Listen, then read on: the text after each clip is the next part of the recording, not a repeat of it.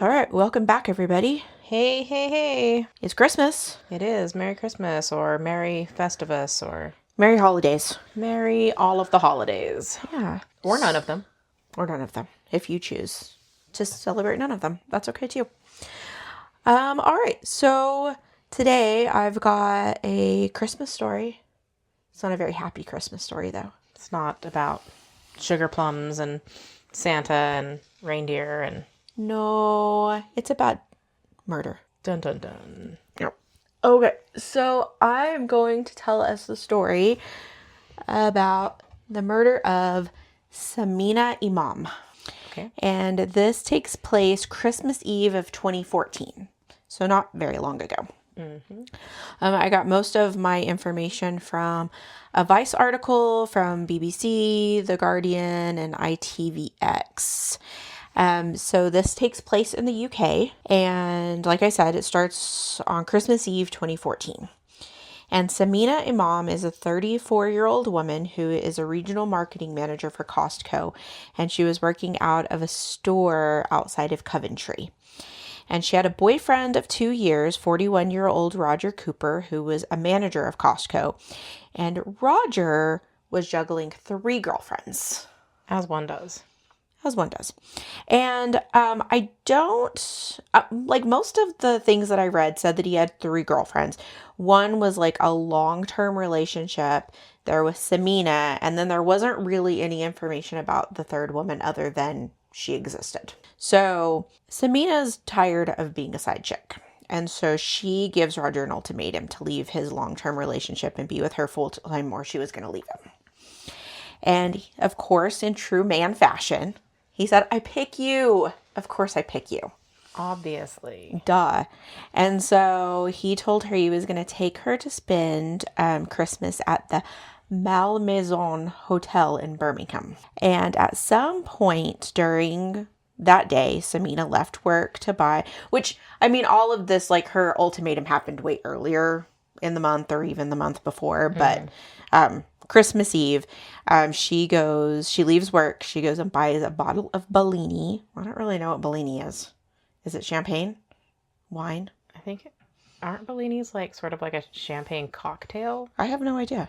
I don't know anything about those things. Is Bellini and a Bellini the same thing? Because I think that a Bellini is like a cocktail. I don't know. All of these champagne. said was that she left work to buy a bottle of Bellini All right. and a bucket of sweet treats. And at 4 p.m. on Christmas Eve, Sameena and Roger left work separately in their own cars. They met up a little while later where Sameena unpacked her luggage and her things from her BMW and moved them into Roger's Audi. On their way to Birmingham, Roger said he was going to stop and visit his brother David in Leicester. On the drive, Sameena spoke to her sister and confirmed plans for them to go to their parents' house on Boxing Day for their family's Christmas celebration. And they arrived at David's house at 5 p.m. And it seems that, like, immediately upon entering the house, Roger and David attacked Sameena. All right. And it probably wasn't difficult because they were both, well, one of them was 6'7" and the other one was 6'5", and she was 5'2". So both really large mans and one really small woman. Yes. And she was smothered with a tea towel that was soaked in chloroform. They had purchased the chloroform on eBay a few weeks before. And it's also believed that she was given a, quote, bizarre combination of metallic elements, including antimony, cadmium, tin, mercury, and arsenic in liquid form. Whatever happened to just like breaking up with people? I don't know. Because that seems easier. And less illegal. Definitely less illegal. But yeah. Just being like, you know what? I don't want to pick, so bye. Right? Yeah.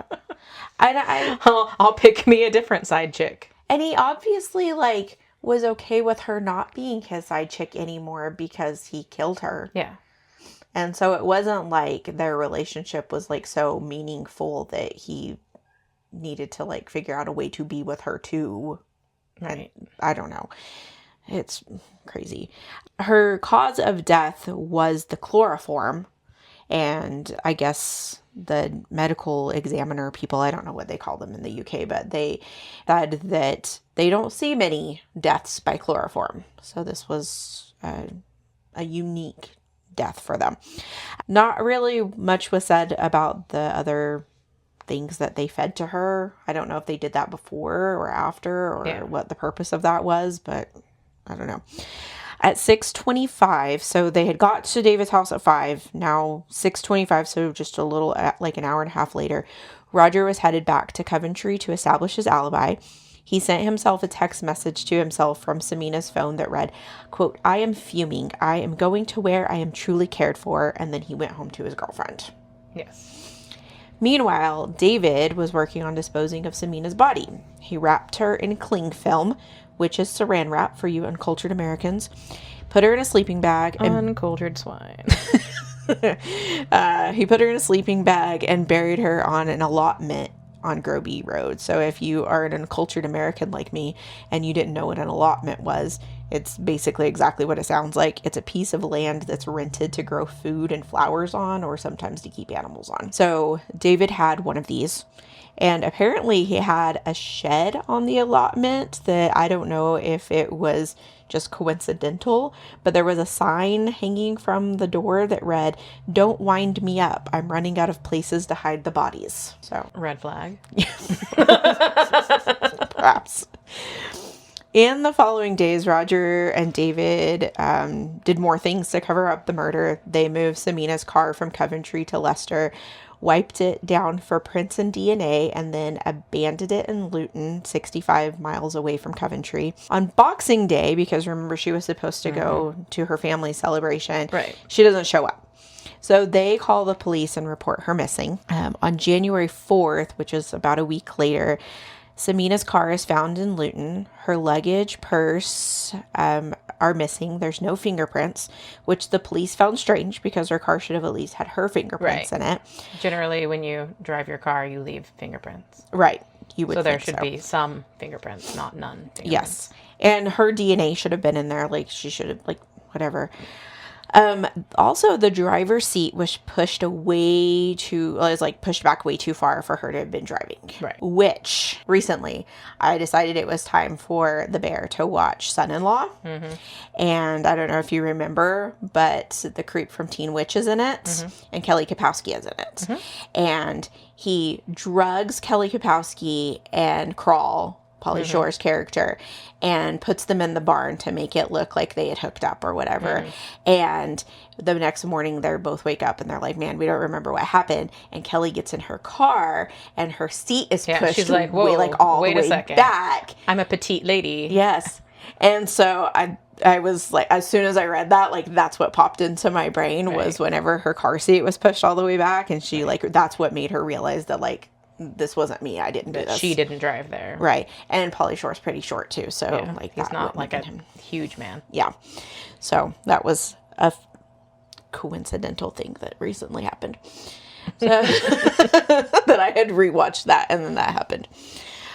So anyway, the police go from investigating this now as a missing persons case into a no body murder inquiry. And I don't know if they had her phone or if they were just able to get the details from the phone company, but they could tell from her phone data that she had traveled to Leicester on Christmas Eve. And so then immediately these brothers are under suspicion.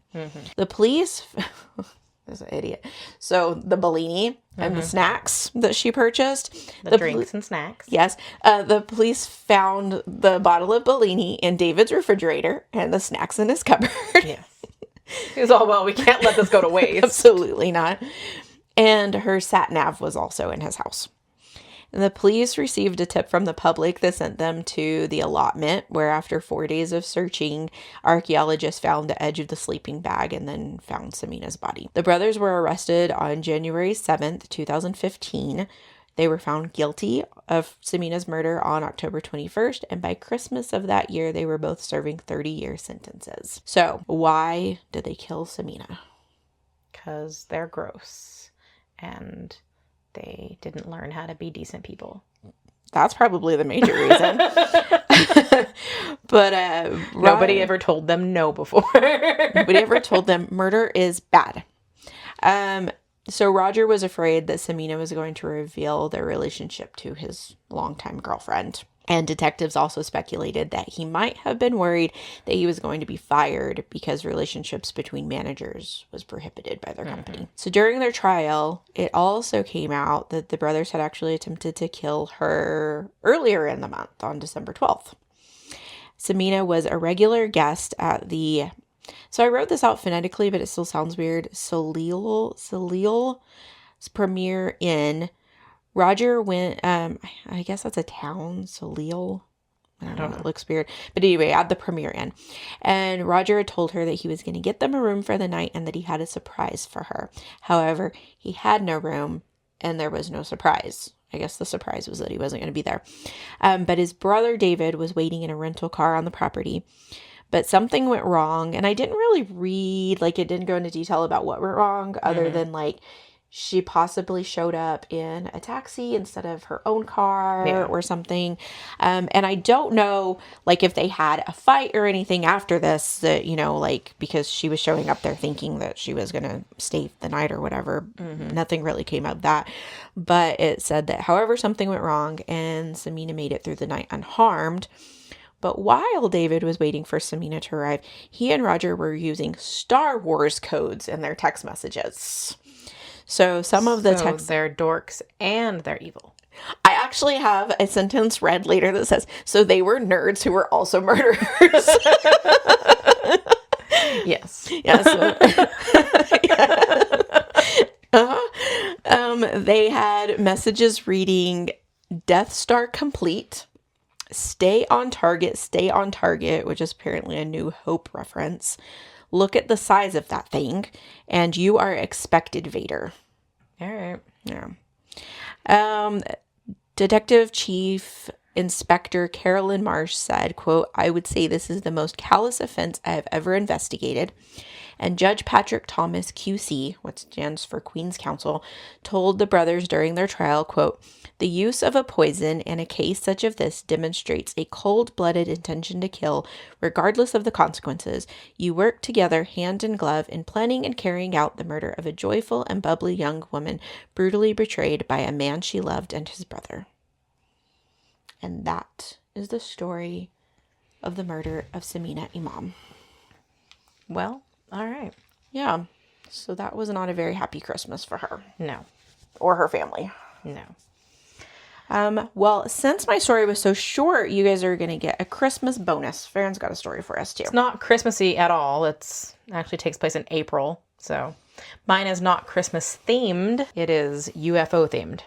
Well, right on. We haven't done one of those yet. Nope, we haven't done it. It's not as alien-y as I would like it to be, and it's also pretty short, but hopefully it'll be at least interesting. So this is the Lonnie Zamora UFO incident, which took place here in New Mexico. I have not heard of this one. It takes place in Socorro, New Mexico on April 24th, 1964.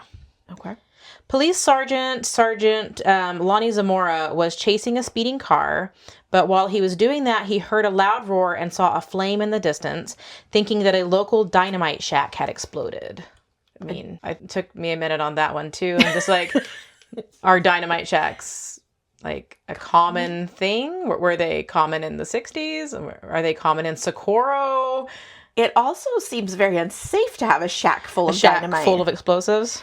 Socorro, where is Socorro at? It's in between like Albuquerque and Ruidoso, because you know how when we go the opposite way every once in a while, we drive through Socorro. Oh, okay.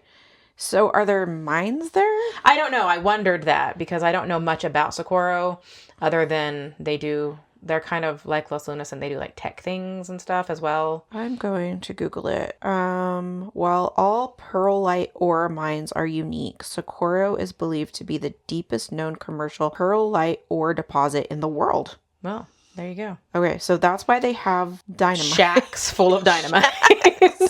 It still seems like an unsafe way to store your dynamite. Especially in the desert. It gets pretty hot here. It probably wouldn't have been super hot in April, but still, like, it gets pretty hot here. Yeah. I don't know how safe dynamite in the 60s would have been anyway. Right. How stable it was. Right. Okay. Anyway, sorry. Anyway, so he thought that a local dynamite shack had exploded. So he stopped chasing the car. But also, like, just that, like, that's, like, his immediate thought. Right. Like, that was just a dynamite shack. Right. So upon witnessing this, he decided to call off the car chase and he went to investigate. On his way to investigate, he saw what he thought was an overturned white car out in the middle of the desert. Okay. He thought he was responding to a car accident, so he informed dispatcher Nep Lopez that he was going to check out the vehicle that was in the arroyo. But upon arrival, he found something else. He said it looked like a balloon. It was kind of O-shaped. It was metallic, but not like chrome. Okay. So he radioed back to the dispatcher and asked him to look out the window and tell him what he could see. So I'm assuming that it wasn't very far from the station. No. Well, and, like, I don't know. I guess the way Socorro is. Yeah, because, like, I was just like, well, why would he be able to see the same thing you're seeing if you were on, like, a high-speed chase? But Yeah. and so I don't know if the incident was near the police station or what. Yeah. But he told him to look out the window and see what he could see. He starts driving closer to the object and he sees two figures standing close to it. Okay. They were described as being not quite the size of adults or possibly the size of, like, large children. Who exploded the dynamite. Yes, they exploded the dynamite shack. As he gets closer to the craft, the two figures disappear into it and it flies away. Oh. He described the craft as having red markings on the hull, a vertical arrow with a horizontal line beneath it, and a crescent-shaped line above it. He was quoted as saying, sorry, Cats are, destroying the house. as cats do. Anyway, he was quoted as saying, I saw this flame come up from underneath it, and then I ran back behind the car. It went up 20 or 30 feet in the air. It just stayed there for a while. Then finally, it just took off slowly to the west. At first, after I got to my senses, I said, did I see it or didn't I? Do we want to? I think they're playing with a ball. It sounded like they batted a jingle ball. I just meant, did we want to make them stop making noise? Oh, I don't know. They're having a really good time. They just wanted to join in on the recording of the podcast. Yeah. It was a jingle bell. It's Christmas. State Police Officer Sergeant Chavez joined him at the scene, and Sergeant Zamora led him to examine the burning brush that was left behind. As other officers arrived at the scene, they noticed smoldering grass and brush. Sergeant Zamora was visibly shaken and affected by what he saw. He and Sergeant Chavez found indentations in the ground that appeared to be landing marks. They also noted that they could not find any footprints around where the craft had been. So even though there had been figures walking around it, they found no shoe prints, no footprints. Right. Nothing out in the dirt, but some burned brush, burned grass, scorch marks. Yeah. And the landing marks were supposedly like 8 inches deep into the ground or something like that. Oh, wow. That's pretty far. Yeah. Army officials at nearby White Sands Missile Range sent Captain Richard T. Holder to investigate. His first impression was that it was something from the range that needed help, but the further that he investigated, he was less convinced of that. He noticed the same markings in the sand and a bush that had been burned only on one side. He claimed that everything seemed to support what Sergeant Zamora had told them, and nothing brought him to believe it was falsified or a hoax. So even the military is saying, this guy saw something. And it definitely wasn't a dynamite shack that exploded. No. Okay. I think that it would have left different debris than... Yeah, I guess that's true. Like, you would have seen, wood. Like wood exploded in the area and, some sort of remains that would... Well, plus, he saw the thing. Oh, right. But I mean, even if he had, told tales. Yeah. So, after the investigation, the Air Force agreed that Sergeant Zamora saw something, but insisted that it was a secret military aircraft, although no evidence has ever been found that any such object was ever being tested. But also, in Area 51, they test so many things that we don't know. Mm-hmm. Because, I knew that one guy that one time that apparently had worked at Area 51 at one point, and he said that, even the people who work in Area 51 don't know everything that's going on in Area 51. Right, but, they're saying that, nothing like this has ever been seen since. Nothing that would lead them to believe that, this was definitely something that the military was working on. Yeah. But again, the military doesn't always tell you everything. And maybe it was something that they decided to scrap. Yeah, that's true. They worked on it at that time in the 60s and then they went, nah. And Right. It didn't work out. In the early 2000s, skeptic Robert Schaefer claimed that the whole thing was a hoax by students of the nearby New Mexico Tech. His theory was supported by a letter found from 1968 where Nobel Prize-winning chemist Linus Pauling wrote to noted physicist Sterling Colgate, who actually served as the president of New Mexico Tech at the time. In the letter, simply just as an aside, Pauling writes asking about the famous UFO incident that happened near the campus. Colgate replies saying, "I have a good indication of the student who engineered the hoax. Student has left. Cheers, Sterling." Since then, no real evidence to this claim has ever been brought to light, even though the president says that he knows for a fact it was a hoax. Right. So they don't know who the student was because he doesn't name the student. No, he never says, names the student. He was. just says, "I know who did it. The student doesn't go to school here anymore." But what a weird, like, sentence to throw into that. Right. Like, if that's not what it was about, just like, hey, by the way. Yeah. They, like I said, it said in just the letter that he just made it as an aside, like, oh, what about that UFO incident that happened there and nearby? And Remember that thing that happened? yeah. So Sergeant Zamora stuck to his story until his death, saying that if people believed him, then good, and if not, that was also all right. He never became like a UFO hunter or any like fanatical thing that some people that want to convince you that they definitely were abducted or definitely saw aliens or whatever did. And he just lived a very normal life. To some, that proved that he had no reason to make up his story, and it gave even more credibility to his account. Yeah, I guess that's true because, like, I don't know. He didn't become fanatical or anything about it. Yeah. And that's all I have about that. It's a pretty short little story, but It was interesting, though, because, like, living in New Mexico forever, like, I've never heard of that one before. yeah, I hadn't heard of it either until I was just researching, but it seems to be a pretty popular one. It's been documented in Project Blue Book, but even Project Blue Book kind of came up with a story saying that it had to be military stuff. And what I read was that they mostly made up some untrue story about it to keep the military from bothering them or whatever. Oh, interesting. Like keep the Air Force off their back. Right. But wasn't the military the ones that said that, yeah, like, he did see something? But the military also said it was definitely just top secret Oh, yeah. military stuff that we don't know about or can't disclose. And Oh, okay. they said that they had, let me see. They brought out a UFO, an astronomer. So they brought out an astronomer and a consultant on Project Blue Book. He's both of these things. It's not two different people. Oh, okay.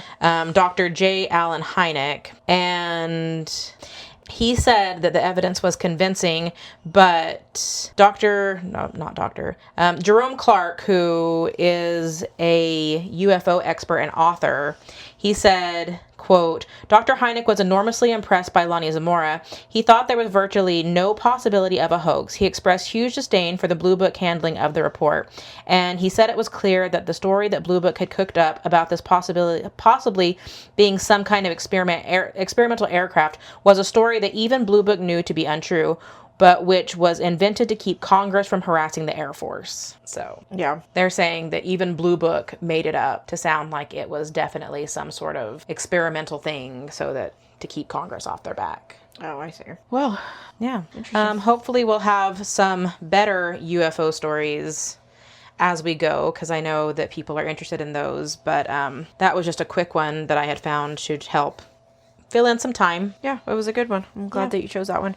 All right. Well, find us on social media at Twisted and Mysterious, unless you're on Twitter, X, whatever you want to call it. Again, that one's weird. It's, what did I say it was? Twist Miss Pod. Just be twisty and misty. I know, I didn't change it. TWISMYSPOD. Or you can email us at twistedandmysteriousPodcast@gmail.com. All right. You have anything else? I don't think so. Have a very Merry Twistmas. Yes, do that. And as always, remember that people are gross and don't get murdered. All right. See you next time. Bye. Bye.